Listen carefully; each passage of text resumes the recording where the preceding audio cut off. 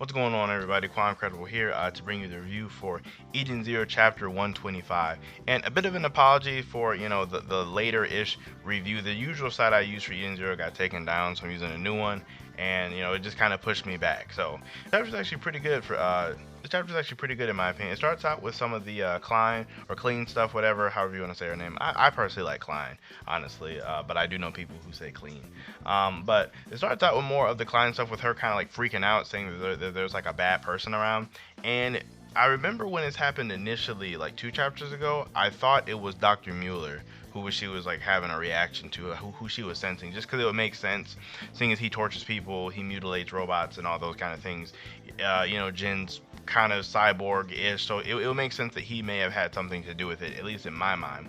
However, I'm starting to think that that may not be the case. I don't know. It might not be that like Dr. Mueller at all. It may be a completely different like third party entirely. Like it might not be anybody here that we know of. Like this could be setting up for something. So that's kind of where I've gone to. I've kind of backed off of my thinking that it's something relating to Dr. Mueller.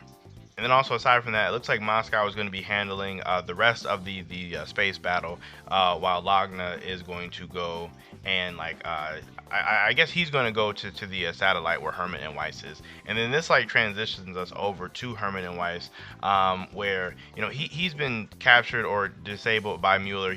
Mueller wants his brain, seeing as the Weiss in this exact timeline is a genius. He understands that the Weiss he captures brain will be useful in the future. Definitely kind of a cool moment there to see Weiss like activate his suit, and then he's able to move it using his ether gear, not necessarily his body itself. So that was definitely really interesting to see, and then him helping Hermit. As far as like how this is gonna go, I'm pretty sure these two will be able to handle Mueller by themselves without the help of Lagna coming in. It's just a little weird though, because it could get dicey with Weiss's suit. We may potentially see a like on the fly upgrade between him and like Hermit, so he can get that last blow in on Mueller when they inevitably fight. But then again, part of me is like, I don't know how much we can really rely on Hermit in this exact moment, just because like she's reliving lots of the mental trauma with Mueller being right there. So it's kind of understandable if she isn't like if she doesn't contribute as much as myself or other people may want her to. And then if Mueller wasn't already a scumbag enough, he like activated this switch that like made all of the robots on Foresta more violent. So now the robots are just like murdering humans flat out. It's not even about like the humans being subservient to the robots. It's just like they're just straight up murdering them. And it's weird because I don't necessarily know what Mueller's goal is here.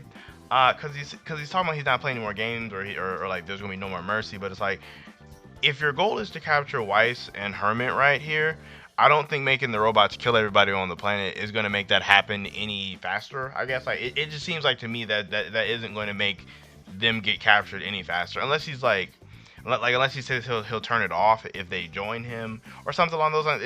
That part just seemed weird. It felt like he just did it just to do it. I mean, he is a total scumbag, so he probably did, but that was just my thinking there. But actually, on the planet, like I was saying, where all the robots are just like murdering humans outright, Rebecca, Happy, and Pino are kind of just going under the radar, trying to like escape. But obviously, we know the kind of person that Rebecca is. She's not just gonna let people just get killed in front of her, so she's doing all she can to prevent as many deaths as possible. And in the midst of this, the mysterious robot, we do get to see more of him that we seen last chapter. It turns out it is Xenolith, so I mean, rip to my Ziggy theory. It's not like I was like really invested in it. I just thought it would have been a cool. But it is him, and it's weird because he uses his abilities to make the pain on Shiki lighter, which is really crazy when you think about it, because he even says that like true gravity transcends concept. So he's like, that just means so much, like in terms of like how strong Eden Zero characters, or just how strong Shiki could potentially get in the future, if he's able to like make whatever he wants lighter, even concepts, or attract whatever he wants. Like essentially, you could look at it as like, if he can make pain lighter, using the powers of gravity, he could essentially like attract good luck or attract special people, or he could it's like once you start transcending concepts, things get crazy. So like that's just something I would like. I don't even know how far Mashima wants to go with this, but he definitely could go really far. In the midst of him talking to Shiki and all that, Elise and Justice are still fighting. Basically Forrester is in total chaos. So Zenith uses this huge ability, Gravity Center, which essentially immobilizes everyone with gravity. Now it's weird because like it shows off of the planet, so it looks like it did reach the space, but it didn't show Hermit and like Weiss and Mueller, so I'm assuming it didn't quite reach all the way out there. Because I feel like they would have showed them as well, but it did reach everybody on the planet, but it didn't show Justice and Elsie. So like my personal idea right here is that those two are not immobilized. I believe that they're probably strong enough to like keep moving around, maybe not at like their full power to be able to fight and stuff, but they should still be mobile in my opinion. If they're not, then that's a testament to Xenolith's power. But as for everybody else, they are able to move.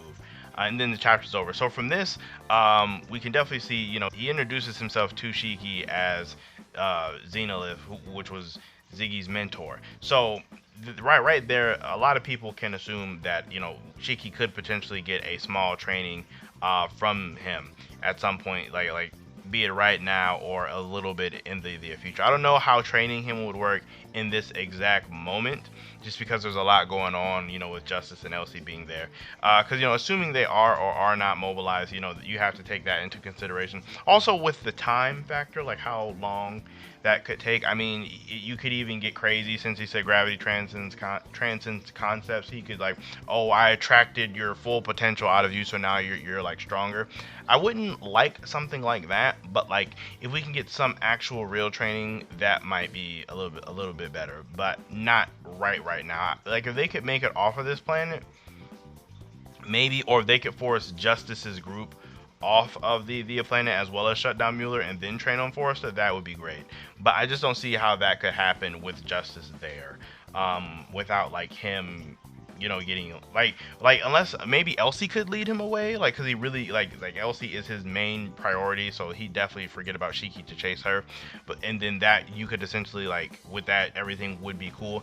Like there's definitely some ways to make this happen. It just depends on what route Mashima and them want to go. As for me, I kind of would like it more if Elsie just like lured him away. I would either like that one, or if Xenolith just forced him away, like just use gravity to just put him somewhere else, like just mad far. Because then we get another cool gravity feat, as well as we'd have all the Forrester to itself.